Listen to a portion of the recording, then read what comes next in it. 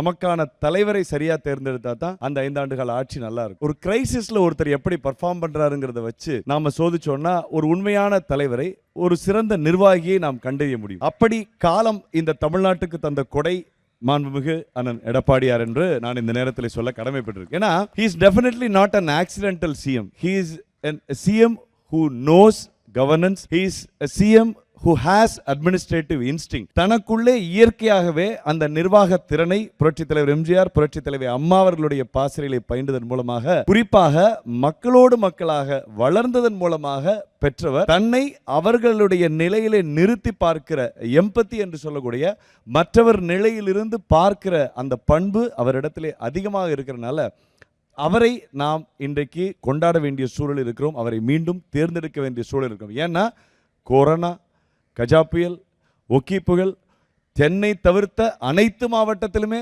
வறட்சி, இது எல்லாம் தான் அவருடைய ஆட்சி காலத்தில் அவர் உள்ளே காலடி எடுத்து வைத்தபோது அவர் முன்னால் இருந்த சவால்கள்.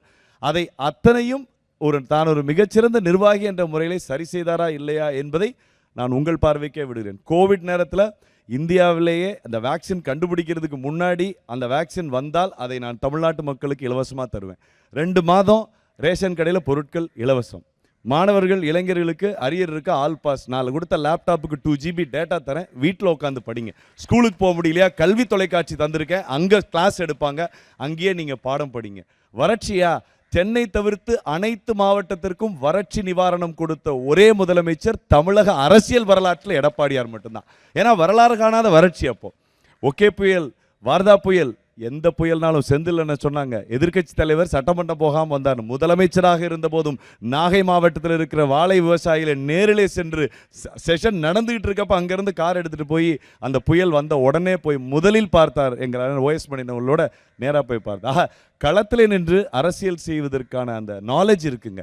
வறட்சி சென்னையில் வந்தப்ப நம்மளுடைய செம்பரம்பாக்கம் ஏரி, சென்னையினுடைய மெயின் குடிதண்ணீர் அந்த ஆதாரங்கள் எல்லாம் கீழே போயிட்டு இருக்கப்ப எல்லாருமே பயந்தாங்க. ஒரு மிகப்பெரிய குடிதண்ணீர் தட்டுப்பாடு வரப்போகுதுன்றப்ப எந்த அதிகாரிக்கும் யோசனை வரல, எந்த அமைச்சரும் யோசிப்பதற்கு முன்பாக ஏன் நாம் ஜோலார்பேட்டையிலிருந்து தண்ணியை ட்ரெயினில் கொண்டு வரக்கூடாதுன்னு IAS அதிகாரி சீஃப் செக்ரட்டரிகிட்ட கேள்வி கேட்டு அது சாத்தியமானு கேட்டப்போ முயற்சி பண்ணி பாருங்க, நிச்சயமாக வாய்ப்பு இருக்குன்னு சொல்லி சென்னைக்கான குடிநீரை எப்படி அம்மா வீராணம் திட்டம் முடியாது என்று சொன்னபோது அதை முடித்து வைத்தாரோ அதுபோல ஜோலார்பேட்டையிலேருந்து ட்ரெயினில் தண்ணி கொண்டு வந்த வரலாறு அண்ணன் எடப்பாடியாரோட.